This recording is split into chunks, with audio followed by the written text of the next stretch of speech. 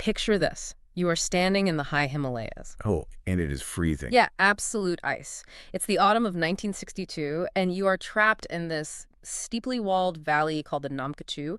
The air is so thin your lungs just burn with every single breath you take, and a brutal winter is rapidly setting in. Right. You're an infantry soldier, and you're staring up at this towering ridge line.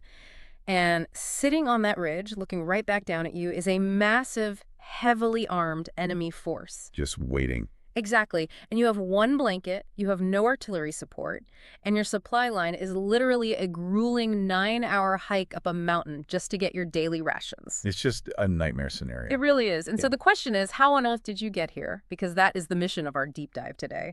We're looking at a stack of declassified unit war diaries, historical military analyses, and incredibly sobering internal memos regarding this campaign known as Operation Leghorn. And, we want to be really clear right from the start here.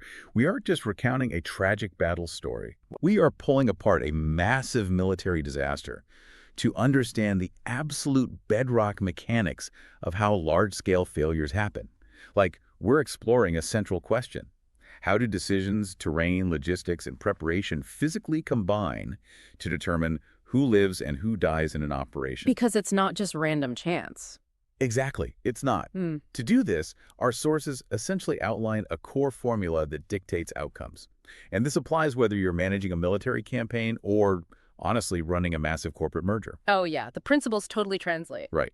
That formula is political aim plus military capability plus logistics equals operational success. Okay, so if any single one of those variables drops to zero, the whole equation just falls apart. Okay, it completely collapses. It's like trying to drive a car with a missing axle. So we are going to trace the chain of events that led to that freezing soldier in the Namkachu Valley. We'll look at the boardrooms of Delhi, the incredibly harsh realities on the ground, and the brutal lessons learned when policy completely ignores reality. Which it so often does. Because every major operational disaster usually begins with a strategic decision made, far away from the actual danger. Safe in an office somewhere. Right, exactly. In this case, it starts with a literal line on a map and a policy to enforce it. So back in November 1961, the Indian government issued what was known as the Forward Policy. Forward policy. Okay. Delhi essentially wanted to physically plant their flag. They ordered the Eastern Command to establish Indian military posts as close to the disputed border, the McMahon Line, as humanly possible. Okay, let's unpack this for a second, because the logic behind this forward policy is, it's just wild when you read the source documents. Oh, it really is. Like, Delhi wanted effective physical control, sure, that makes sense on paper, but the whole policy was built on an astonishingly fragile assumption. Yes, a massive assumption. They assumed a best-case scenario across the board. They actually believed Indian patrols could advance into disputed territory, and the Chinese that they wouldn't retaliate. They thought they could just inch forward, cut off supply lines, and the Chinese would peacefully step back. It was an incredible gamble. I mean, they were assuming the enemy would play by the rules Delhi had written in their own heads.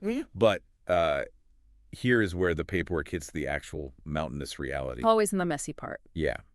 In June 1962, a platoon of the Assam Rifles was sent out to set up a post to execute this policy.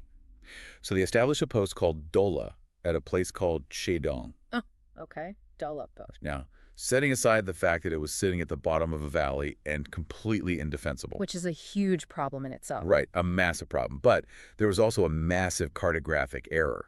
It was actually situated north of the McMahon Line, even as depicted on Indian maps. Right. The local commander found a spot, realized it was technically past the map's boundary, but then named it after the Dola Pass, which was like miles away to the south. Total geographical confusion. The confusion this caused in the high command was just staggering, but the immediate result on the ground was undeniable. The historical memos refer to this Dola post as the detonator. The detonator. Yeah, it was the spark that ignited the entire border war. And it perfectly highlights our first major concept from the sources.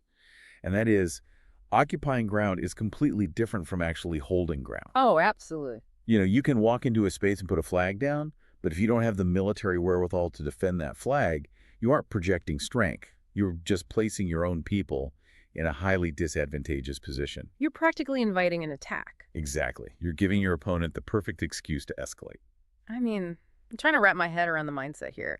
This sounds exactly like walking into a rowdy bar, slapping your hand down on a table right in the middle of a rival group and claiming, like, you theoretically reserved it online. Yeah.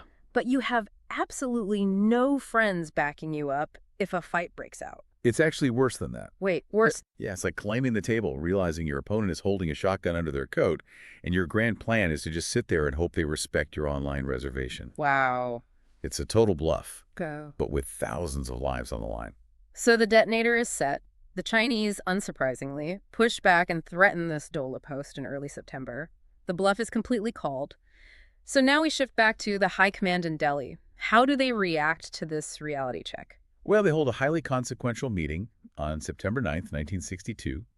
You have Defense Minister V.K. Krishnamenon, the Army Chief General, P.M. Thapar, and several other top officials. The big brass. Right? And they decide that the Chinese forces must be physically evicted from the Thagla Ridge, which is the high ground that towers over the Dola post. Okay. They order them evicted by force if necessary. And this directive is officially codenamed Operation LEGHORN. Which is mind-boggling when you look at the physical reality. Like, Right. the prime minister was in London at the time, the press was asking all these uncomfortable questions, and it seems like the entire eviction order was driven by pure political optics. Purely optics. They didn't want to lose face. Meanwhile, the commanders actually in the region, like Corps Commander General Rao Singh, are waving massive red flags. They are screaming that the logistics are impossible, the terrain is a nightmare, and this will end in disaster. Yeah, and Delhi just overrules them. Completely ignores them. As a result, the 7th Infantry Brigade gets the order to move out from the town of Tawang and march to the Namkachu Valley. Wow. That is over 100 kilometers away across some of the most unforgiving, brutal mountain terrain on the planet. I'm struggling to understand General Thapar here, the Army chief. I mean, if I'm the top general and my regional commanders are telling me this is a suicide mission based on terrible logistics, my immediate instinct is to put my badge on the desk and threaten to resign. Right. Why didn't he just say no to the politicians? That is the multi-million-dollar question, really. And the sources provide a scathing analysis of this exact failure in civil-military relations. General Thapar accepted the decision rather than pushing back with a resignation threat. Well, why? Partly out of a flawed sense of duty, partly bureaucratic inertia. But if he had threatened to resign, it might have jolted the political bosses awake. It would have forced their hand. Exactly. It might have forced them to look at the freezing reality on the ground rather than the neat lines on their maps. When a massive gap exists between a desired political outcome and your actual physical capability, the military leadership absolutely must communicate those limits. Or else what? If they don't, they become complicit in the disaster. Man. And while Delhi is issuing these impossible eviction orders based on political bluster and wounded pride, we have to look at what is happening on the other side of the mountain, because the contrast is just staggering. It's night and day. While the Indian side is relying on hope, the Chinese are operating a masterclass in preparation. The Chinese directive wasn't about optics. It was a cold, calculated political and military order. The plan was to prepare for a massive coordinated strike to expel Indian troops and then return to the negotiating table from a position of absolute dominance. They weren't bluffing at all. No, they were not. The details of their preparation are what really get me, though. The sources show they started setting up in earnest way back in May 1962. Months in advance. Right. They brought in a veteran general who had fought in the Korean War. They spent months acclimatizing their troops to the altitude. And then there's the infrastructure. They literally built a 7-ton road to a place called Marmang, which was just a few hours' march from the Thagla Ridge. A 7-ton road in the Himalayas. Yeah. They hauled in 150 artillery pieces. They established forward supply dumps. And it goes deeper than just guns and roads, too. They brought in photographers. They brought in interpreters specifically trained in Indian customs and languages. Wow. Yeah, they conducted meticulous reconnaissance, so they knew the exact movements and dispositions of the Indian troops. But here is the detail that just stops you in your tracks when you read the source material. They pre-built prisoner of war camps, designed to hold 3,000 men. That is chilling. It really is. That is a level of confidence and preparation that is almost hard to comprehend. Yeah. They didn't just hope they would win. They had built the cages for the prisoners before a single shot was even fired. If we connect this to the bigger picture, Huh. The operational reality here was total asymmetry. Mm. The source texts specifically note that the Chinese commander was a master of his own administration. Master of his own administration. I like that. Right. He dictated the tempo because he had built the machine to support it. Warfare is one in the administrative tale. You can have the bravest soldiers in the world, but meticulous logistics and clear intelligence are what actually dictate your endurance in a fight. Okay, let's heavily underline that point about logistics. We just talked about the Chinese paving 7-ton roads to the front door and stockpiling artillery. Now let's look at the agonizing reality for the Indian 7th Infantry Brigade as they execute Operation Leghorn and march that 100 kilometers into the mountains. It was agonizing. The brigade had completely contradictory tasks. How so? Well, they were ordered to defend the town of Tawan, which is the primary route into the region. But simultaneously, they were supposed to assist Assam Rifles posts that were spread far and wide along the border. You can't do both. No, you cannot concentrate your forces to build a strong defense while simultaneously dispersing them across miles of mountains. And the terrain, we really need to emphasize what this terrain does to a military force. The Namkachu Valley has this fast-flowing, freezing river right at the bottom. To cross it, the Indian troops literally had 2 or 3 logs tied together. That was their bridge. Yeah, logs. There were no lateral roads to move supplies sideways along the front. When units like the 9 PUNJ Battalion arrived, they were pinned at the bottom of this valley, strung out in a thin line over miles of river edge. Which means they had no mutual support. If one unit got attacked, the next unit over couldn't easily shift to help them because of the terrain. Right. And here's where it gets really interesting in a terrifying tactical way. Imagine you were sitting at the very bottom of a steep, massive bowl. Okay. Now imagine your heavily armed opponent is sitting right on the rim of that bowl looking down at you. That was the layout. The Chinese had set up 3 distinct defensive tiers on the Thagla Ridge. They dominated the high ground. Which means they had clear fields of fire over every inch of the valley below. Exactly. And then you factor in how the Indian troops were supposed to survive there. Supply chains were virtually non-existent. Airdrops were being made at a dropping zone called Sangdar. Okay, Sangdar. But for the troops in the valley to collect those dropped supplies, it required a grueling 9-hour round-trip hike up sheer mountain faces. Let's just pause on that. 9 hours. At high altitude, where simply breathing burns thousands of calories, you are sending combat soldiers on a 9-hour trek just to carry bags of rice back to their camp. What does that do to a human body? It degrades your combat power to near zero. Mm. I mean, the brigade had to pull 200 men away from their defensive positions every single day just to act as porters. 200 men not fighting. Right. And because mules couldn't navigate those steep, treacherous passes, the troops had no artillery support whatsoever. None. None. They arrived at the front line carrying only the pouch ammunition they could fit on their bodies. Mm-hmm. And, crucially, they had no winter clothing. So to bring this back to our formula. Yes, exactly. Movement without support is not a military operation. It's a forced march to your own destruction. You can march an army to the front line, but if you can't feed them, arm them, or keep them from freezing when they get there, they aren't a fighting force anymore. They're just targets. Furthermore, attacking up a mountain against a prepared, superior enemy who holds the high ground, it violates every non-negotiable principle of mountain warfare. So, unsurprisingly, the operation completely stalls. The troops are starving, freezing, and exhausted. They physically cannot evict anyone. But how does the command structure back in Delhi react to this reality check? Do they finally pause and fix the logistics? No. No, they fire the commanders who are telling them the truth. This is where the structural breakdown completely accelerates the disaster. Yeah. They removed Lieutenant General Umrao Singh, the man who was grounded in reality, demanding logistical stockpiling before attacking. Because Delhi felt he was just dragging his feet. Right. So to circumvent him, they created a brand new Phantom IV Corps specifically for a man named Lieutenant General B.M. Kaul. And the entire point of this Phantom Corps was to bypass the standard chain of command, speed up the timeline, and appease the political pressure from the Prime Minister's office. Exactly. And when you bypass the established command chains, you blind yourself to the friction of war. General Kaul flew straight to the front.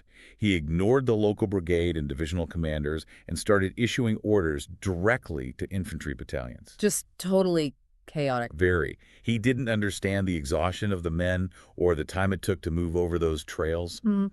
On October 8th, he ordered a maneuver he called Positional warfare. Positional warfare. He sent a very weak, exhausted platoon from the 9 Pyongyang Battalion across the river to a place called Chengzhong to sit behind the Chinese positions. Wait, I need to stop you there because positional warfare sounds like a very clinical, professional military strategy. It does. But putting myself in the boots of those soldiers, that just sounds like using your own troops as political pawns.